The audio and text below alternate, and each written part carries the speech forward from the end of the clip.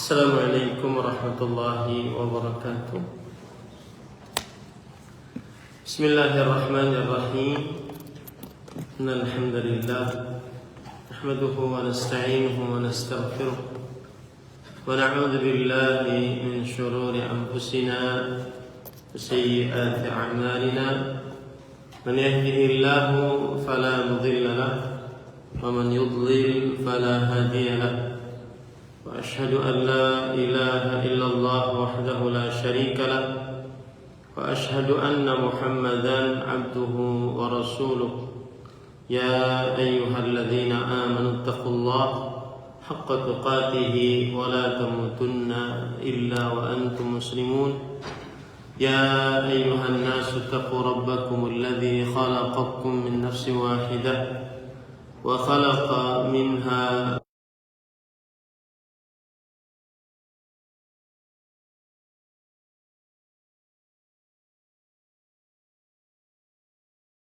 به والأرحام إن الله كان عليكم رقيبا يا أيها الذين آمنوا اتقوا الله وقولوا قولا سديدا يصلح لكم أعمالكم ويغفر لكم ذنوبكم ومن يطع الله ورسوله فقد فاز فوزا عظيما أما بعد فإن أصدق الحديث كتاب الله وأحسن الهدي هدي محمد صلى الله عليه وعلى آله وسلم وشر الأمور محدثاتها وكل محدثة بدعة وكل بدعة ضلالة وكل ضلالة في النار.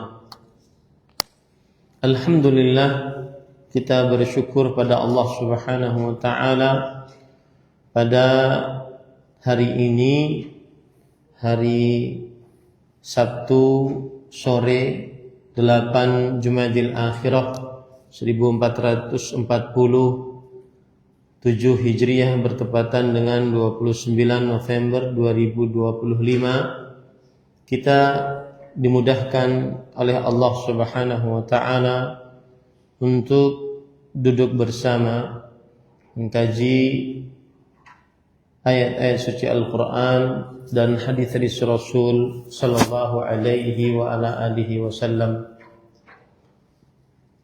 dengan mempelajari sebuah kitab yang berjudul Al-Mukhtasar fi Aqidati Ahli Sunnah fil Qada'i wal Qadar, ringkasan dalam akidah Ahli Sunnah di dalam takdir Allah Subhanahu wa taala, yang ditulis oleh Fadilatul Syekh Profesor Dr. Ibrahim bin Amir Ar-Ruhaili hafizahullah. Salawat dan salam semoga selalu Allah berikan kepada Nabi kita Muhammad sallallahu alaihi wa ala alihi wasallam, pada keluarga beliau, para sahabat, serta orang-orang yang mengikuti beliau sampai hari kiamat kelak.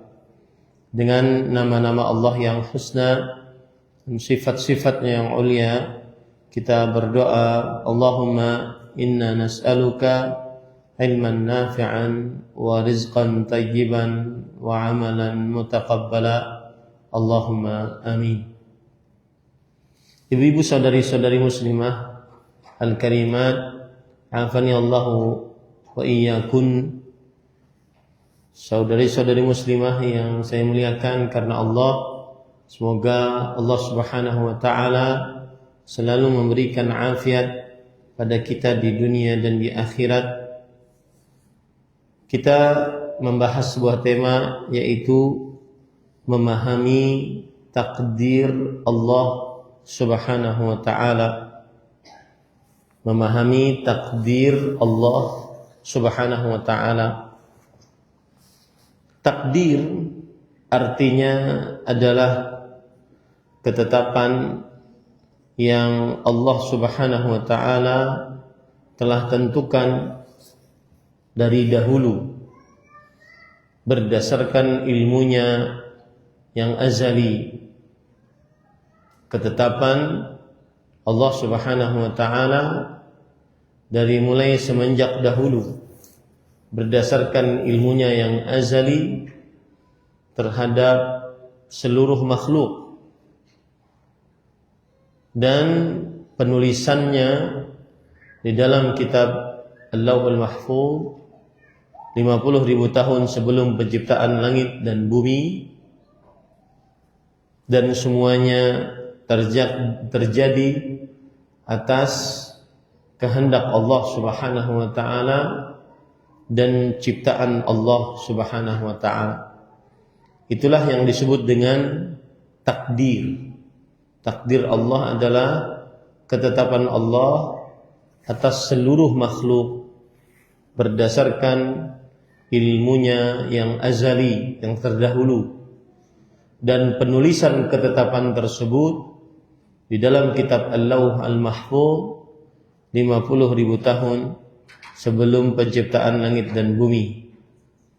Dan semua ketetapan tersebut terjadi atas kehendak Allah dan atas ciptaan Allah Subhanahu wa ta'ala. Oleh karena itu, ada orang yang sholat, ada orang yang tidak sholat. Itu adalah atas ketetapan Allah Subhanahu wa ta'ala. Ada orang yang beriman, ada orang yang kufur. Itu adalah atas ketetapan Allah Subhanahu wa ta'ala berdasarkan ilmunya yang azali, dan dituliskan ketetapan tersebut 50.000 tahun sebelum penciptaan langit dan bumi di dalam kitab Al-Lauhul Mahfuz. Dan semua ketetapan tersebut terjadi atas kehendak Allah, kemudian atas ciptaan Allah Subhanahu wa ta'ala.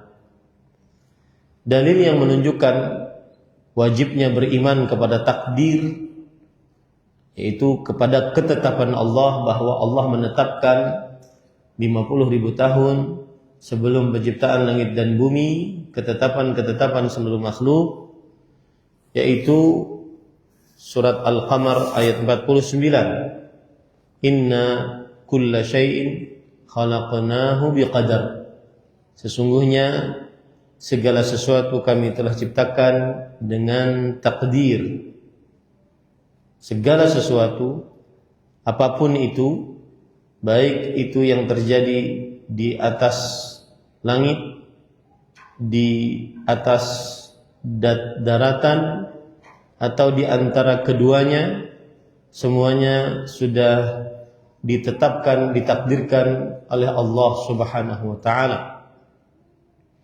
Kemudian juga dalam surah Al-Furqan ayat 2, Allah Subhanahu wa ta'ala berfirman, wa khalaqa kulla syai'in faqaddarnahu taqdira. Dan sungguh telah kami ciptakan segala sesuatu, maka kami telah qaddarnahu, tetapkan ia dengan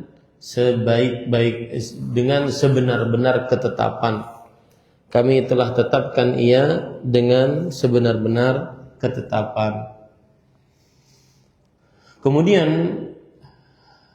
ahibati akhawatil muslimat al-karimat, afani Allah wa iyyakum, saudari-saudari muslimah yang saya muliakan karena Allah, semoga Allah Subhanahu wa ta'ala selalu memberikan afiat kepada kita di dunia dan di akhirat. Dalil dari hadis Rasul sallallahu alaihi wasallam yang menunjukkan bahwa wajib beriman kepada takdir, ketetapan Allah Subhanahu wa taala, yaitu hadis riwayat Imam Bukhari dan Muslim, ketika Rasulullah sallallahu alaihi wasallam menjelaskan kepada Jibril alaihissalam tentang beriman kepada takdir. Wa tu'mina bil qadari khairihi wa syarrih, yang artinya, dan engkau beriman kepada takdir baik dan buruknya. Kemudian dalil yang lain, yaitu hadis riwayat Muslim bahwa Tawus bin Kaisan rahimahullah, seorang tabi'i, berkata, adraktu nasan min ashabi Rasulillah sallallahu alaihi wasallam yaqulun kullu syai'in biqadar. Tawus bin Kaisan, seorang tabi'i, berkata, aku mendapati orang-orang dari para sahabat Rasulullah sallallahu alaihi wasallam radhiyallahu anhum, mereka mengucapkan segala sesuatu dengan takdir. Kemudian Tawus berkata, sami'tu Abdullah bin Umar radhiyallahu anhuma yaqul qala Rasulullah sallallahu alaihi wasallam kullu syai'in biqadar hatta al-'ajzu wal kayyis awil kayyis wal 'ajz. Aku telah mendengar Abdullah bin Umar radhiyallahu anhu berkata, Rasulullah sallallahu alaihi wasallam bersabda, segala sesuatu dengan takdir, sampai orang yang lemah dan orang yang pintar semuanya dengan takdir Allah Subhanahu wa taala.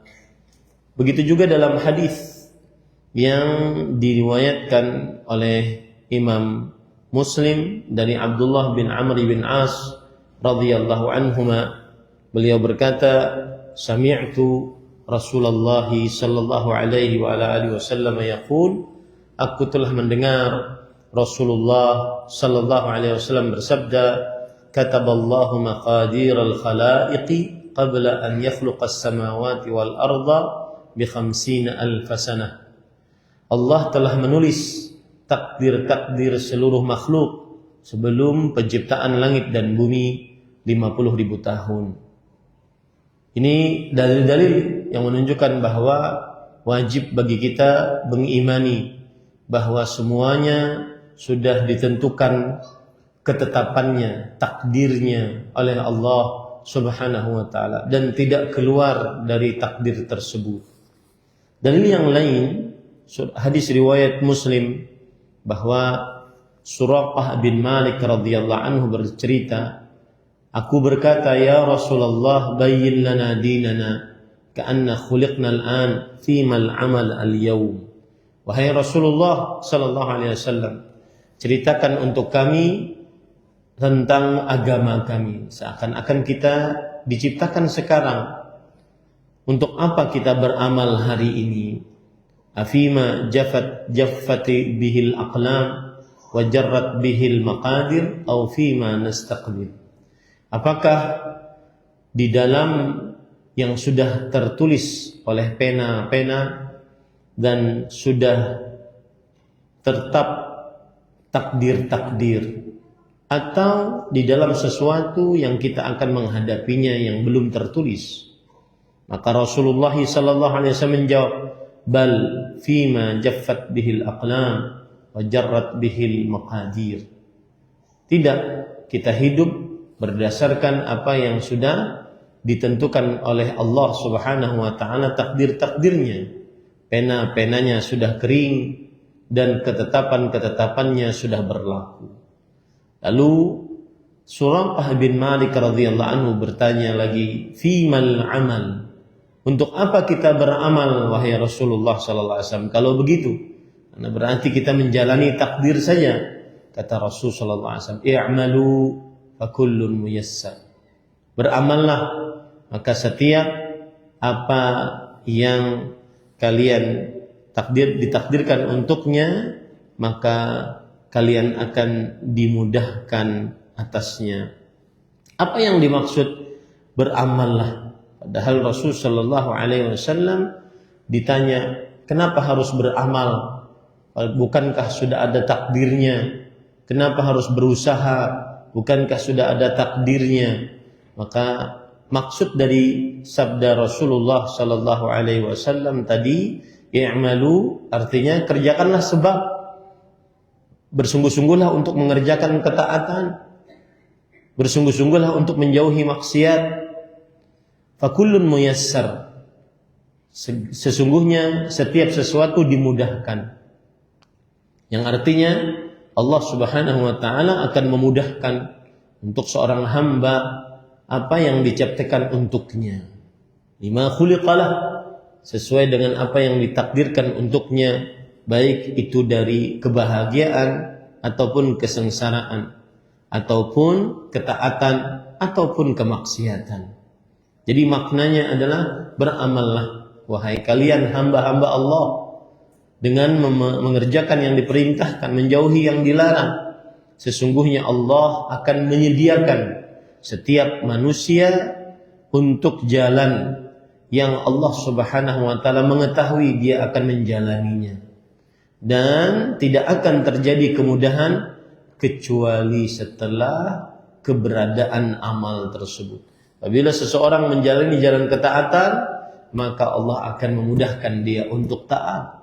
Apabila seseorang menjalani jalan maksiat, maka Allah Subhanahu wa taala akan memudahkan dia untuk bermaksiat kepada Allah Subhanahu wa taala.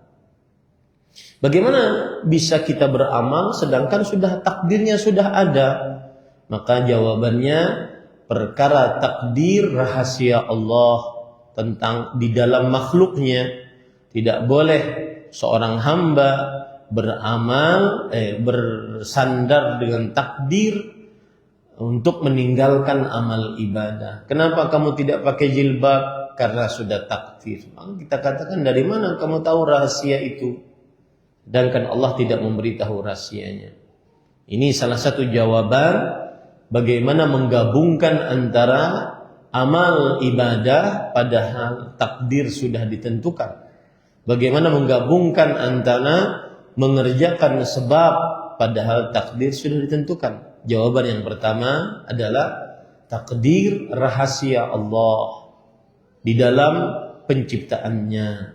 Tidak boleh seorang hamba berhujjah, bersandar dengan takdir dalam meninggalkan ketaatan. Kemudian yang kedua, Allah telah menetapkan takdir berdasarkan ilmunya yang terdahulu. Ya, berdasarkan ilmunya yang terdahulu. Dan Allah tidak memberitahukannya kepada seorang hamba pun sesuatu apapun dari ilmu tersebut. Begini cara menjawab bagaimana menggabungkan mengerjakan sebab padahal semuanya sudah ditakdirkan. Maka jawabannya yang kedua adalah Allah telah menetapkan takdir-takdir makhluk dengan ilmunya yang terdahulu. Dan Allah tidak memberitahukan ilmu tersebut kepada seorang makhluk pun. Jawaban yang ketiga, bagaimana menggabungkan antara perintah untuk beramal sedangkan Allah telah menentukan takdir-takdir, yaitu Allah memerintahkan untuk beramal. Maka barang siapa yang mengerjakan ketaatan, Allah akan mudahkan untuknya jalan menuju surga. Dan siapa yang mengerjakan kemaksiatan, Allah akan mudahkan jalannya menuju nerakanya Allah Subhanahu wa taala.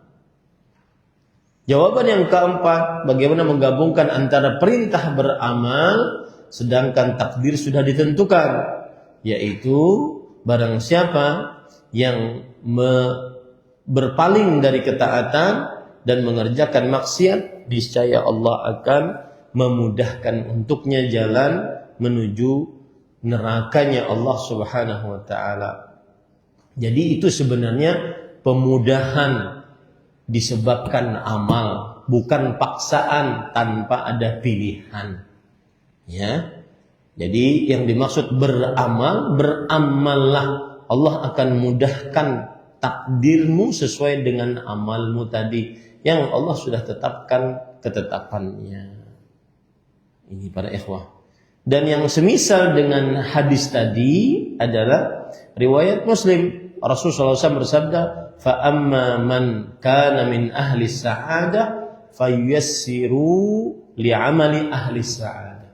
Siapa yang sudah ditetapkan takdirnya jadi orang yang menjadi penghuni surga, Allah akan mudahkan dia menjalani jalan penghuni surga.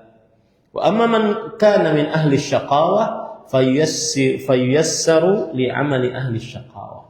Siapa yang sudah ditakdirkan untuk menjadi penghuni neraka, dia akan dimudahkan untuk mengerjakan amalan penghuni neraka. Maka kita disuruh beramal. Karena dengan beramal itu sebab kita tahu takdir kita. Itu jawabannya Ibu. Ya. Ini adalah hadis yang saya sebutkan menunjukkan bahwa wajib beriman kepada takdir. Nah, kemudian di dalam perkara beriman kepada takdir, maka ada 4 tingkatan beriman kepada takdir. Yang pertama, meyakini bahwa Allah Subhanahu wa taala memiliki ilmu pengetahuan yang meliputi segala sesuatu, baik yang ada atau yang tidak ada, yang mungkin ataupun yang mustahil. Allah mengetahuinya. Ini tingkatan pertama dalam beriman kepada takdir. Baik yang ada, kita harus mengimani bahwa Allah mengetahui segala sesuatu. Yang ada, yang tidak ada, yang mungkin ada, yang mustahil ada, Allah tahu. Allah tahu apa yang telah terjadi, yang sedang terjadi, dan yang akan terjadi. Bagaimana terjadinya, Allah tahu. Ini tingkatan takdir yang pertama. Hal ini sebagaimana Allah berfirman dalam surat At-Talaq ayat 12. Lita'lamu annallaha ala kulli syai'in qadir. Agar supaya kalian mengetahui bahwa Allah Maha Kuasa atas segala sesuatu. Wa annallaha qad ahata bi kulli syai'in ilma. Dan bahwa Allah telah mengetahui segala sesuatu. Dan bahwa Allah meliputi segala sesuatu dengan ilmunya. Jadi Allah Maha mengetahui segala sesuatu. Yang ada, yang tidak ada, yang mungkin ada, yang mustahil ada, Allah tahu Subhanahu wa ta'ala. Bahkan Imam Mujahid rahimahullah berkata, ketika Allah berfirman dalam surah Al-Baqarah ayat 30, qala inni a'lamu ma la ta'lamun. Aku mengetahui, wahai malaikat, apa yang kalian tidak ketahui. Kata Imam Mujahid, ahli tafsir di generasi tabi'i, alima min iblis al-ma'siyah wa khalaqahu laha. Allah tahu iblis itu nanti bermaksiat. Allah tahu. Allah tahu iblis itu nanti bermaksiat. Dan Allah menciptakan iblis tersebut. Jadi Allah tahu iblis itu bermaksiat. Allah tahu. Ya, ini para ikhwan. Imam Qatadah ibn Da'amah Sadusi rahimahullah, beliau mengatakan, kana fi ilmillah sayakunu min tilkal khaliqah anbiya wa rusul wa qaumun salihun wa sakinul jannah. Termasuk daripada ilmu Allah adalah Allah mengetahui bahwa dari makhluk-makhluk itu akan ada yang menjadi nabi, menjadi rasul, menjadi orang-orang soleh, menjadi penghuni surga. Allah tahu. Ya, ini tingkatan yang pertama yang menunjukkan bahwa Allah Subhanahu wa ta'ala Maha mengetahui. Begitu juga dari hadis Abdullah bin Abbas radhiyallahu anhu bercerita ketika Rasul sallallahu alaihi wasallam ditanya tentang anak-anak orang-orang musyrik yang meninggal masih kecil. Jadi bapak ibunya musyrik lalu melahirkan anak. Anak ini meninggal masih kecil. Nasibnya nanti bagaimana? Allah. Maka Rasul sallallahu alaihi wasallam menjawab, Allahu a'lamu bima kanu 'amilin. Allah Maha tahu tentang apa yang mereka akan lakukan kalau mereka hidup. Jadi Allah mengetahui yang ada, yang tidak ada, yang mungkin ada, yang mustahil ada, Allah tahu. Ini tingkatan yang pertama. Tingkatan yang kedua dalam beriman kepada takdir adalah dengan ilmu pengetahuan Allah tersebut, Allah menuliskan segala ketetapan untuk makhluk di dalam kitab Al-Lauhul Mahfuz. Ya. Maka apa saja yang terjadi di alam semesta ini tidak ada kecuali Allah mengetahuinya dan Allah telah menuliskannya sebelum terjadinya.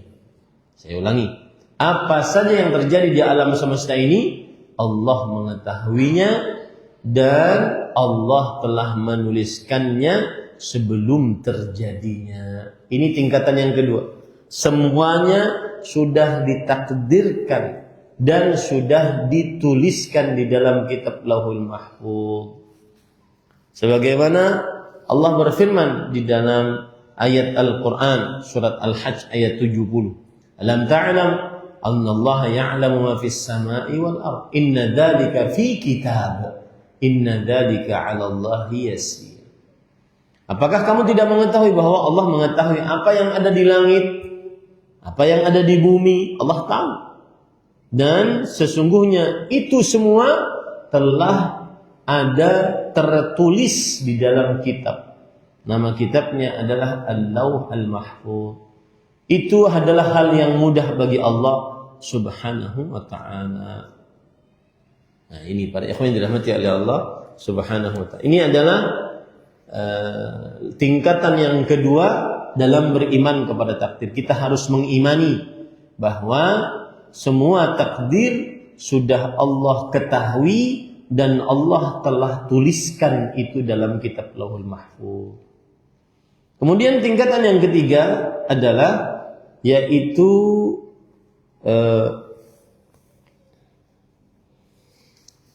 mengimani bahwa apa saja yang telah Allah tetapkan di dalam kitab Lauhul Mahfuz tidak terjadi kecuali atas kehendak Allah. Apa saja yang ada di langit, di bumi berupa gerakan, diam, tidak terjadi kecuali atas masyiatullah, kehendak Allah Subhanahu wa ta'ala. Wala yakunu fi milkihi ma la yurid. Tidak ada sesuatu yang terjadi di alam semesta ini yang tidak dikehendaki oleh Allah. Semuanya atas kehendak Allah Subhanahu wa ta'ala. Ya. Semuanya atas kehendak Allah Subhanahu wa ta'ala.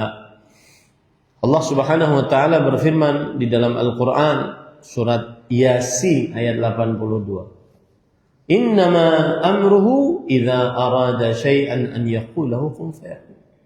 Sesungguhnya perkara Allah, jika Allah menginginkan sesuatu, Allah akan mengucapkan untuknya kun, jadilah, maka jadilah.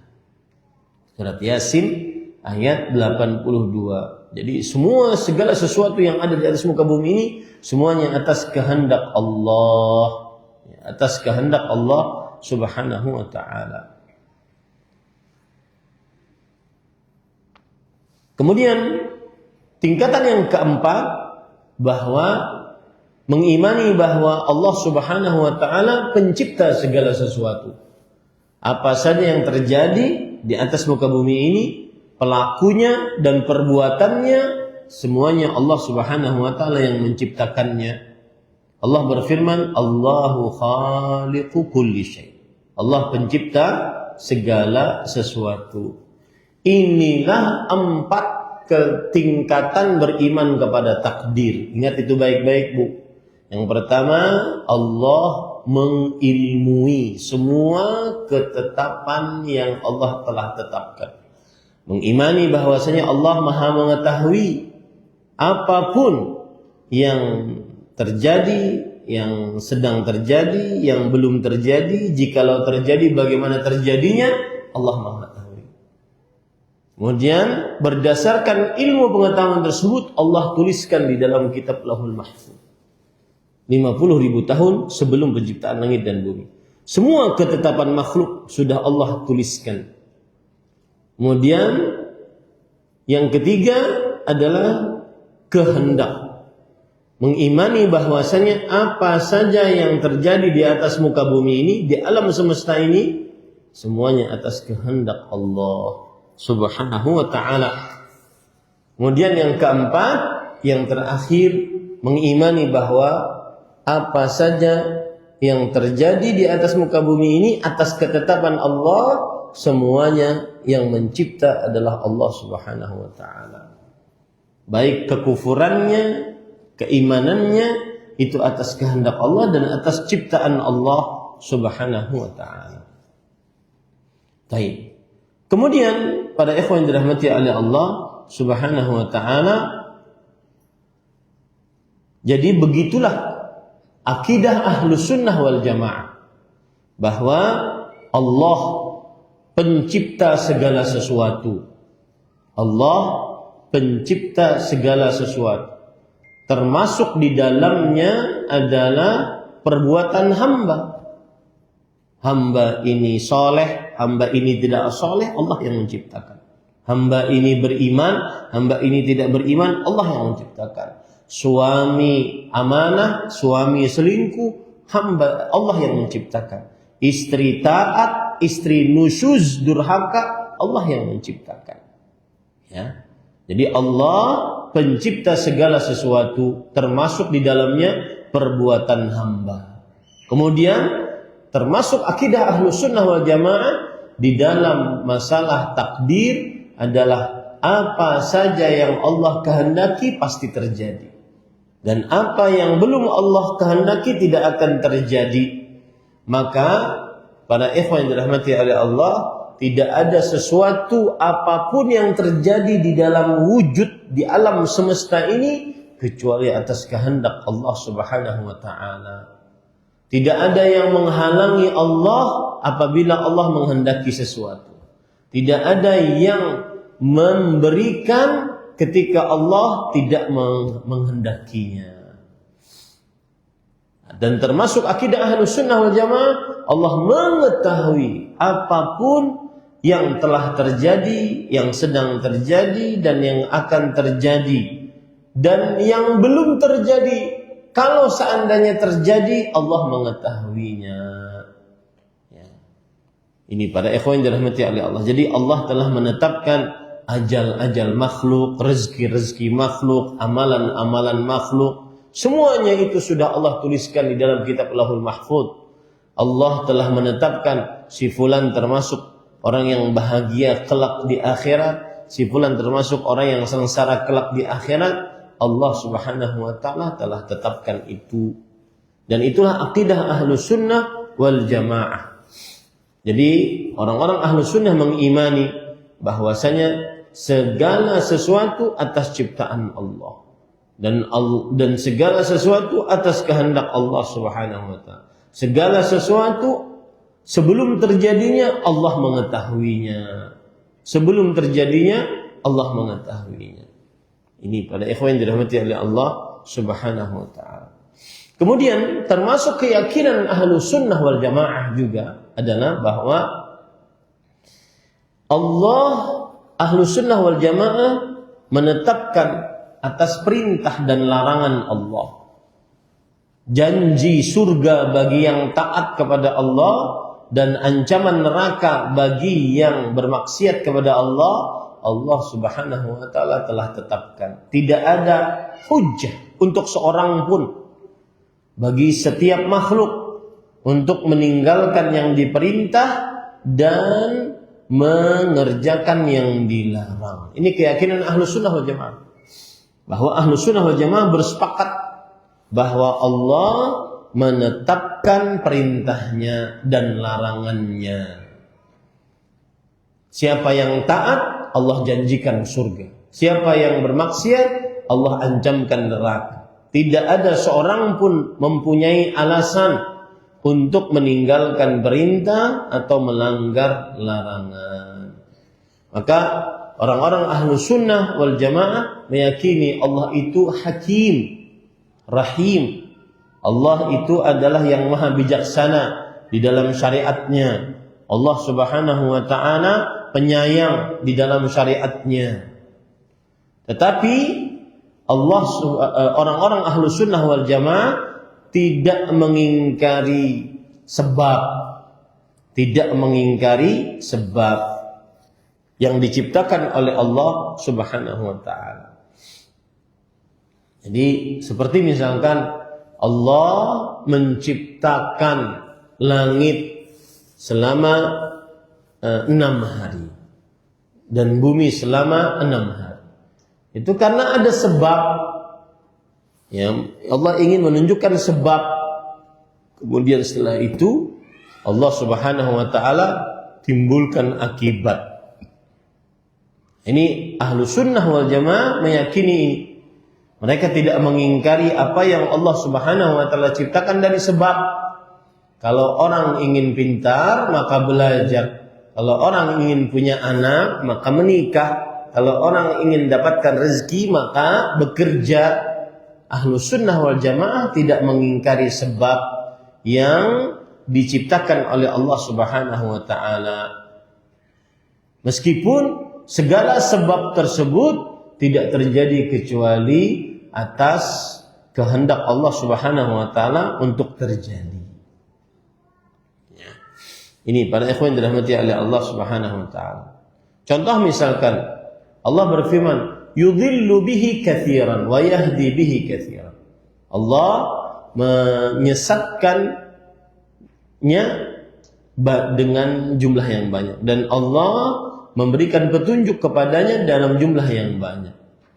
Nah, di sini menunjukkan bahwa Allah Subhanahu wa taala menetapkan sebab bagi makhluk. Apabila seseorang mengikuti Al-Qur'an, membaca, mempelajari Al-Qur'an, dia akan dapat petunjuk. Apabila seseorang menjauhi Al-Qur'an, tidak mempelajarinya, maka dia akan sesat. Nah, selanjutnya, ibu-ibu saudari-saudari muslim, siapa yang menyimpang dalam urusan takdir? Yang pertama adalah kaum Majusiyah. Kaum Majusiyah yang mana mereka mendustakan ketetapan Allah. Mereka mengatakan Allah itu tidak memiliki ilmu pengetahuan dan takdir Allah belum dituliskan di dalam kitab Lauhul Mahfuz. Ya, ini kaum Majusiyah namanya. Mereka menetapkan, mereka mendustakan ketetapan Allah, mendustakan takdir Allah. Kata mereka, Allah belum menetapkan takdir bagi makhluk. Tidak ada ilmu pengetahuan bagi Allah. Allah tidak menulis ketetapan di dalam kitab Lauhul Mahfuz. Ini namanya kaum Majusiyah. Ini namanya kaum Majusi. Makanya mereka ini meyakini bahwa ada Tuhan baik, pencipta kebaikan, dan ada Tuhan pencipta keburukan. Mereka mengatakan bahwa dosa-dosa yang terjadi bukan karena kehendak Allah. Ini kaum Majusiyah. Namanya kaum Majusi. Yang kedua, yang menyimpang dari akidah Ahlus Sunnah wal Jamaah adalah kaum musyrikiyah. Kaum musyrikiyah yang mana mereka menetapkan takdir tetapi mengingkari perintah. Perintah dan larangan. Mereka tidak percaya ada perintah dan larangan. Seperti dalam surat Al-An'am ayat 148. Sayaqulul ladzina asyraku law syaa Allah ma asyrakna wala aba'ana wala haramna min syai'. Orang-orang musyrik akan mengatakan, jika Allah berkehendak maka kami tidak melakukan kesyirikan. Nenek moyang kami juga tidak melakukan kesyirikan. Dan Allah tidak mengharamkan sesuatu. Ini mereka menetapkan bahwa ada takdir bagi Allah, tetapi mereka mengingkari ada perintah, ada larangan. Ini namanya kaum musyrikiyah di dalam takdir. Mereka tidak percaya ada perintah sholat, ada larangan syirik. Mereka tidak percaya ada perintah puasa Ramadan, ada larangan membunuh. Mereka tidak percaya ada perintah berpuasa pada bulan Ramadan, berhaji ke Baitullah, membayar zakat. Mereka juga tidak percaya ada larangan berbuat zina, minum khamar, berjudi. Ini namanya kaum musyrikiyah. Yang ketiga, kaum iblisiyah. Kaum iblisiyah. Yang mana mereka ini menetapkan Allah telah menetapkan takdir. Dan Allah telah menetapkan adanya perintah dan adanya larangan. Tetapi Allah Subhanahu wa ta'ala tidak menetapkan hikmah di dalam perintah dan larangannya. Ini namanya kaum iblisiyah. Ini namanya kaum iblisiyah. Baik.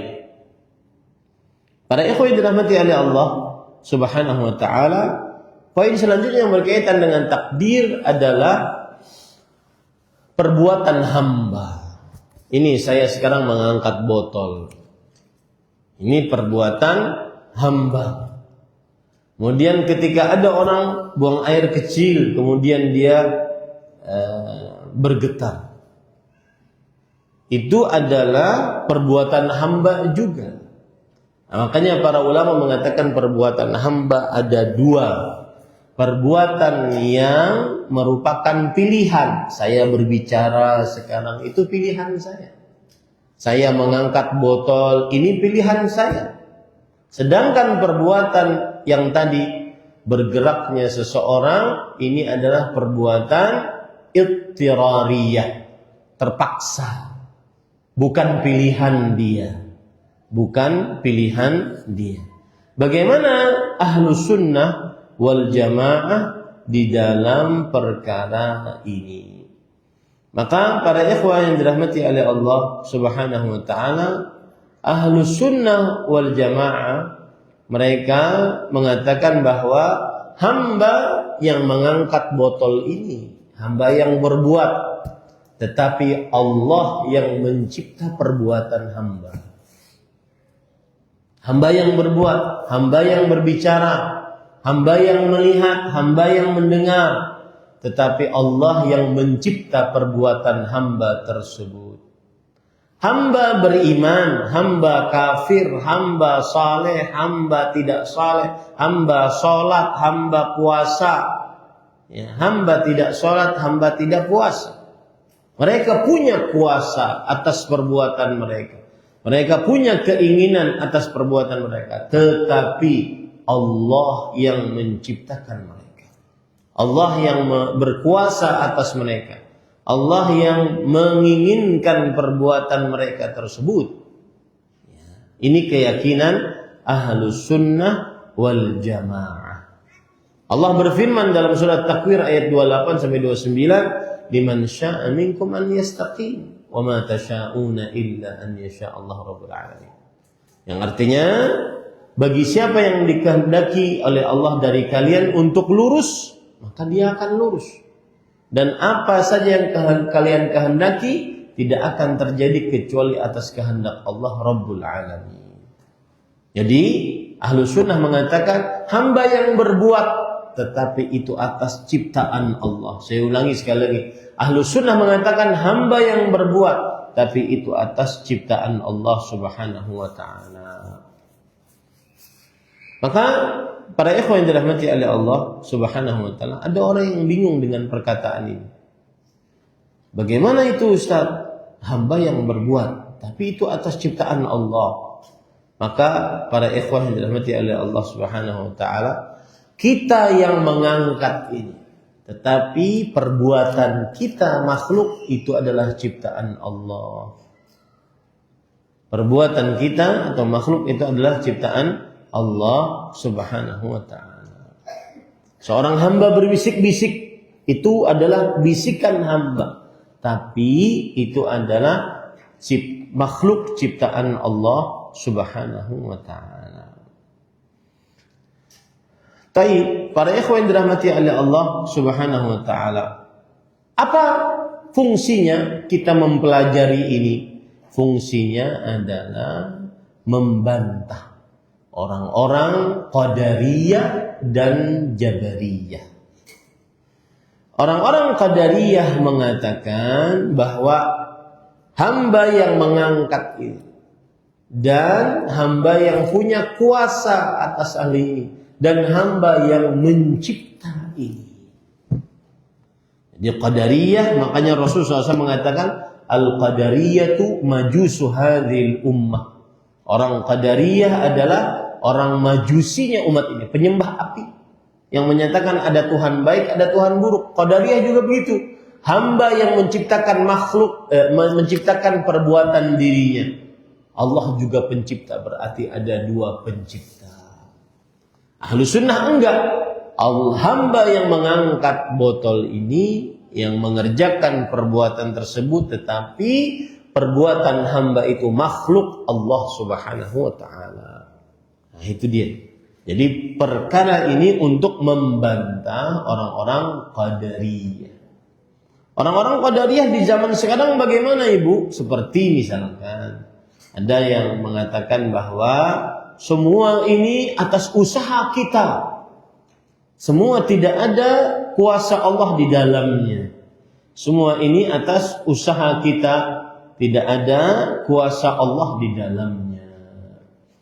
Ya. Nah, ini orang Qadariyah. Nah, kemudian pembicaraan ini juga membantah orang Jabariyah. Apa itu Jabariyah? Kita ini bagaikan robot dijalankan oleh Allah.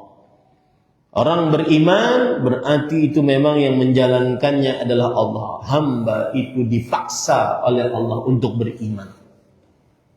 Dan sebaliknya, orang yang bermaksiat itu juga atas paksaan Allah Subhanahu wa ta'ala. Nah, ini adalah menyimpang. Kita katakan hamba yang mengangkat botol, hamba yang berjalan, hamba yang melakukan perbuatan dosa, meskipun itu makhluk Allah. Jadi pantas hamba pada saat itu disiksa oleh Allah Subhanahu wa ta'ala. Nah, ini para ibu-ibu, saudari-saudari muslimah. Baik. Permasalahan selanjutnya yang berkaitan dengan takdir Allah adalah masalah kesesatan dan petunjuk. Petunjuk dan kesesatan. Ya, petunjuk dan kesesatan. Maka telah tetap bahwa penyesatan dan pemberian petunjuk itu adalah dari Allah Subhanahu wa ta'ala. Allah yang menghendaki si fulan dapat petunjuk. Allah yang menghendaki si fulan dapat kesesatan. Dapat petunjuk dengan rahmatnya, dapat kesesatan dengan keadilannya. Surat Fatir ayat 8, Allah berfirman, fa innallaha yudhillu man yasha wa yahdi man yasha. Sesungguhnya Allah memberi menyesatkan kepada siapa yang dikehendakinya dan memberi petunjuk kepada siapa yang dikehendakinya. Nah, ini keyakinan Ahlus Sunnah wal Jamaah bahwa petunjuk untuk taat, petunjuk untuk lurus, istiqamah dari Allah. Penyesatan juga dari Allah Subhanahu wa ta'ala. Allah yang menyesatkan. Nah, ini lalu bagaimana ini Ustaz? Berarti kalau Allah Subhanahu wa ta'ala yang menyesatkan, mengapa Allah menyiksa hamba tersebut? Kan yang menyesatkannya Allah, yang memurtadkannya kan Allah, yang membuat dia tidak sholat kan Allah, yang membuat dia syirik murtadkan Allah. Ini para ikhwan yang dirahmati oleh Allah Subhanahu wa ta'ala. Maka jawabannya adalah benar, yang memberi petunjuk Allah, yang memberi kesesatan Allah, tetapi Allah tidak memberi petunjuk kecuali dengan rahmatnya, dan Allah tidak menyesatkan manusia kecuali dengan keadilannya. Nah, itu yang harus kita pahami baik-baik, bahwasanya Ahlus Sunnah wal Jamaah meyakini Allah lah yang memberi petunjuk, Allah yang menyesatkan. Allah memberi petunjuk dengan rahmatnya, Allah menyesatkan dengan keadilannya, dengan hikmah Allah Subhanahu wa ta'ala. Taib. Siapa yang menyelisih Ahlus Sunnah di dalam hal ini?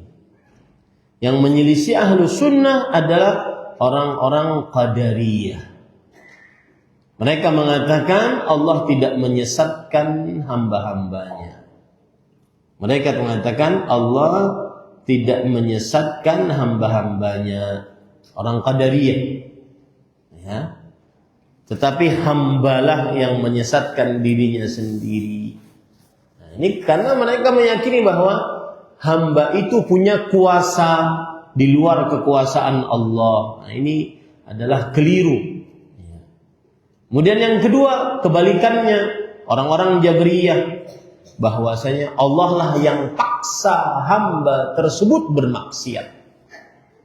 Maka pada saat itu tidak boleh disiksa karena Allah memaksa hamba tersebut bermaksiat. Maka Ahlus Sunnah wal Jamaah tidak demikian. Kalau ada orang yang tidak sholat, yang kufur, yang murtad, maka kita katakan yang menyesatkan itu adalah Allah. Tetapi Allah menyesatkan ada hikmahnya dengan keadilannya. Allah tidak menzalimi hambanya. Ada orang yang beriman, ada orang yang taat, maka kita katakan yang memberi petunjuk adalah Allah. Tetapi Allah memberi petunjuk dengan rahmatnya dan keadilannya. Nah, ini ibu-ibu, saudari-saudari muslimah yang dimuliakan oleh Allah Subhanahu wa taala. Baik. Sekarang permasalahan selanjutnya sebelum terakhir, yaitu Allah memiliki dua keinginan, dua iradah. Iradah kauniyah dan iradah syar'iyyah. Perhatikan baik-baik. Allah memiliki dua keinginan, iradah kauniyah dan iradah syar'iyyah. Iradah kauniyah, keinginan Allah yang pasti terjadi tetapi tidak pasti dicintai oleh Allah.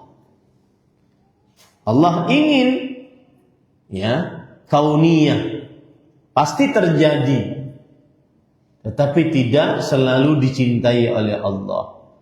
Misalkan Allah Subhanahu wa taala menginginkan menyesatkan hamba.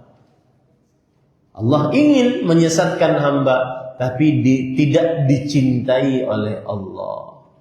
Sebagaimana dalam surat Al-An'am ayat 125, "Wa man yurid an yudhillahu yaj'al sadrahu dayyqan."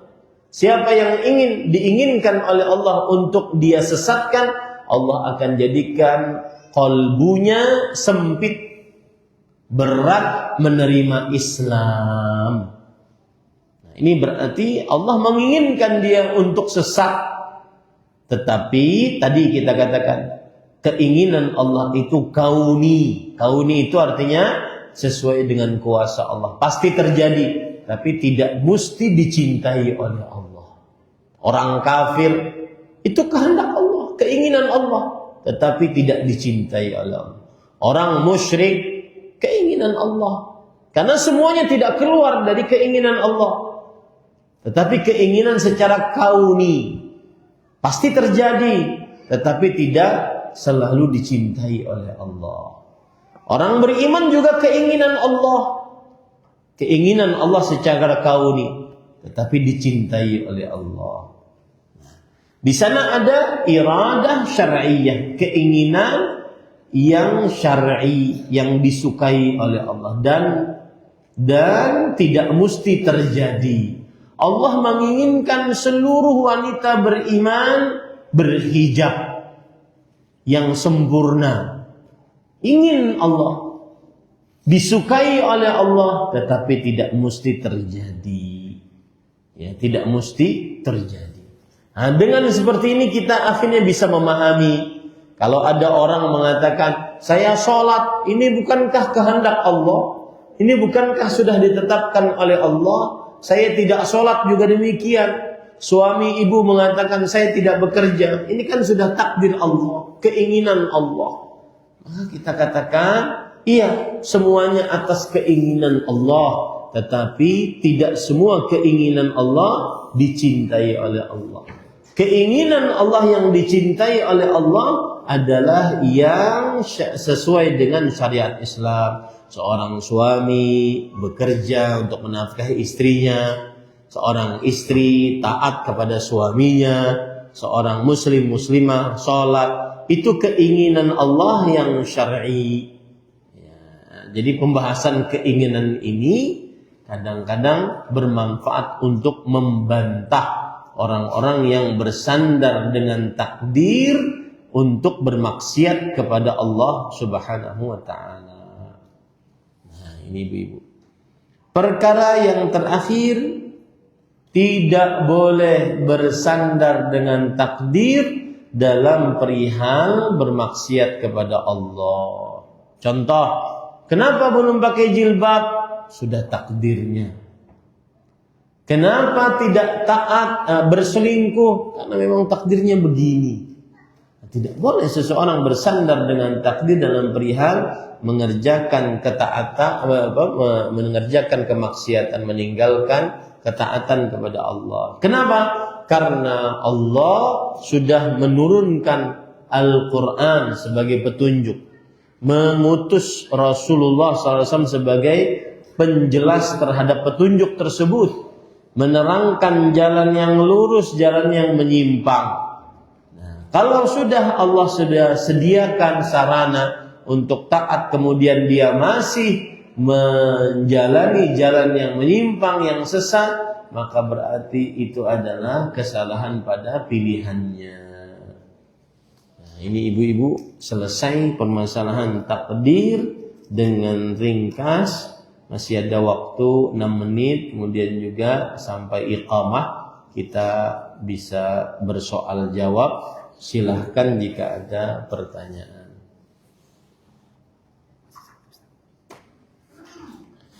Bagaimana cara mengetahui kalau kita bisa menerima akan takdir yang sudah Allah berikan?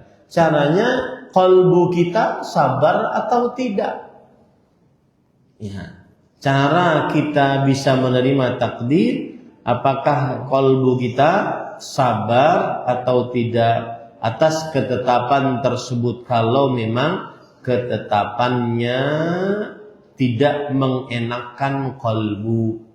Misalkan diuji oleh Allah dengan rasa takut, rasa lapar, kekurangan harta, orang-orang yang dicintai diwafatkan, kekurangan makanan, penyakit.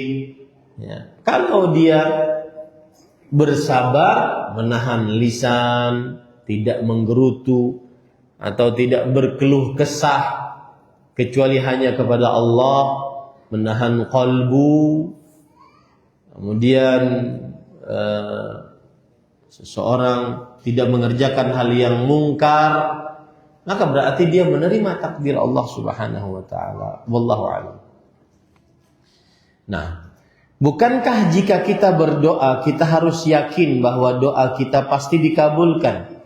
Saat berumah tangga, saya berdoa dengan penuh keyakinan bahwa pasangan saya akan mendapat petunjuk dari Allah, dan kami akan menjadi keluarga yang bahagia di dunia dan di akhirat. Namun yang terjadi, takdir kami harus berpisah. Mohon penjelasannya. Kita harus berdoa dalam keadaan kita yakin Allah mengabulkan. Tetapi pengabulan di sisi Allah. Itu satu. Ya. Rasulullah SAW bersabda, Inna Allah la yaqbalu du'aan min qalbin lahin ghafil. Allah tidak menerima doa dari hati yang lalai dan hati yang lalai, lahin dan tidak yakin. Ya, tidak yakin. Maka ini adab dalam berdoa. Berdoa harus yakin. Adapun pengabulan, maka Allah Subhanahu wa taala yang bertakdir. Si fulanah akhirnya berpisah dengan keluarganya, si fulanah akhirnya bercerai dengan istrinya, dengan suaminya karena permasalahan yang satu dan lain halnya. Maka ini ketetapan Allah Subhanahu wa taala. Yang dimaksud bahwa kita harus yakin dalam berdoa, maka itu adab dalam berdoa. Adapun pengabulannya, maka Allah membuat hikmah dalam pengabulan.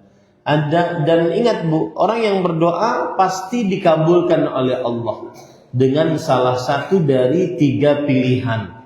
Yang pertama adalah Allah Subhanahu wa taala mengabulkan doa orang tersebut secara langsung. Yang kedua, Allah Subhanahu wa taala mengakhirkan pengabulan doanya di akhirat. Yang ketiga, Allah memilihkan apa yang lebih baik untuknya.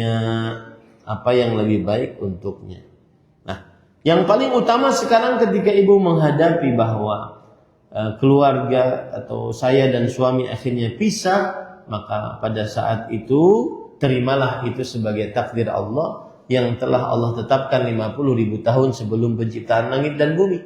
Tugas kita sekarang memperbaiki diri. Kalau seandainya ada kesempatan untuk islah antara suami dan istri, itu yang lebih baik. Karena Allah berfirman, "Was-sulhu khair." Dan perdamaian itu lebih baik, terutama kalau sudah punya anak. Wallahu a'lam. Hikmahnya Allah menyesatkan hambanya dengan keadilannya, maksudnya seperti apa? Jadi begini, Allah mengetahui hamba itu akan menjadi kafir. Dan ketika hamba menjadi kafir, maka Allah dengan keadilannya hamba tersebut dia mengerjakan hal-hal yang menyimpang dari takdir Allah Subhanahu wa taala. Menyimpang dari ketaatan kepada Allah sehingga Allah memasukkannya ke dalam neraka, menjadi orang-orang yang sesat. Ya. Jadi kalau ditanya seperti apa hikmahnya Ustaz? Hikmahnya Allah punya kuasa atas penyesatan dan atas pemberian petunjuk. Seorang hamba disesatkan oleh Allah. Contoh ya, saya beri contoh. Misalkan begini. Saya pernah kerja di Arab Saudi sebagai pendakwah dan penerjemah. Ada seorang pastor masuk Islam, kemudian bertanya, "Ustaz, saya ini sekarang masuk Islam dan berdoa agar wafat di atas keislaman. Cuma saya sedih, kenapa bapak saya yang juga pastor tidak masuk Islam? Akhirnya nanti di akhirat kami tidak bisa bertemu. Saya pun tidak bisa mendoakan bapak saya yang mati di atas kekufuran tersebut." Nah, maka kita katakan itulah hikmah Allah di dalam penciptaannya. Artinya itulah kuasa Allah dalam penciptaannya. Dengan seperti itu kita akhirnya tahu bahwasanya tidak ada yang mengatur, mencipta, berkuasa kecuali Allah. Itu maksudnya Bu, hikmah Allah di dalam penyesatan seorang hamba. Tidak ada yang berkuasa kecuali Allah. Allah yang memberi petunjuk kepada siapa yang dikehendakinya. Allah memberi kesesatan kepada siapa yang dikehendakinya. Agar hikmahnya, agar tidak ada, agar manusia mengetahui bahwa Allah yang maha kuasa. Tetapi pemberian Allah petunjuk dan penyesatan Allah terhadap seorang hamba tidak diberi petunjuk oleh Allah, ini sesuai dengan rahmat dan keadilan Allah Subhanahu wa taala. Allah tidak berbuat zalim terhadap hambanya. Wa ma rabbuka bidzallamin lil abid. Kalau ingin lebih mudah lagi memahaminya, la yus'alu amma yaf'alu wa hum yus'alun. Allah tidak ditanya, kenapa engkau sesatkan hamba ini ya Allah? Allah tidak ditanya, kenapa engkau imankan hamba ini ya Allah? Karena Allah yang maha kuasa. Terserah Allah, kita ini cuma makhluk. Ya, maka kemudian Sedangkan hamba-hamba yang harus mempersiapkan nanti jawaban ketika ditanyai oleh Allah Subhanahu wa taala. Nah, itu kira-kira jawaban seperti apa hikmah Allah menyesatkan hambanya. Yaitu hikmahnya agar diketahui bahwa tidak ada yang mengatur, mencipta, berkuasa kecuali Allah. Hamba ini hanya makhluk-makhluk Allah Subhanahu wa taala. Wallahu a'lam. Baik. Ini yang bisa disampaikan, apa yang baiknya dari Allah Subhanahu wa taala. Mudah-mudahan yang disampaikan bermanfaat, dan wa sallallahu nabiyana Muhammad walhamdulillahirabbil alamin. Saya ingin sekali untuk kajian Sabtu pagi itu membahas sebuah kitab untuk ibu-ibu dari awal sampai akhir, misalkan dari jam 10 sampai jam 12 atau jadi jam 9 sampai jam 12. Jadi selesai kita satu kitab begitu, dan materinya nanti akan saya berikan kitabnya sebagaimana yang saya lakukan di beberapa tempat. Karena aneh saja di Samarinda ini Sabtu pagi yang biasanya prime time di daerah lain, tapi kita beberapa kali mengadakan kajian Sabtu pagi tidak terlalu diminati. Tapi mungkin satu daerah dengan daerah yang lain berbeda-beda. Saya barusan dari Bontang pekan yang lalu, Sabtu pagi, padahal daurah itu berarti baca kitab sampai selesai. Nah, itu yang hadir banyak Bapak Ibu, semangat untuk berhadir. Apakah mungkin di Samarinda masih dalam keadaan kerja atau bagaimana, saya tidak paham. Yang jelas saya pernah buka majelis Sabtu pagi, itu majelis fikih, maka tidak terlalu diminati untuk dihadiri. Jadi mungkin nanti menjadi pembicaraan di panitia. Kalau tidak, Sabtu pagi kita akan ke daerah lain supaya bisa lebih bermanfaat, sehingga tidak terfokus di Samarinda. Yang dekat-dekat dengan Samarinda, Tenggarong atau apa, yang bisa kita datangi untuk Sabtu pagi sehingga bisa lebih manfaat kedatangan saya di Kalimantan Timur ini. Wallahu a'lam, sallallahu nabiyana Muhammad walhamdulillahirabbil alamin. Subhanakallahumma hamdik asyhadu an la ilaha illa anta astaghfiruka wa atubu ilaik. Wassalamualaikum warahmatullahi wabarakatuh.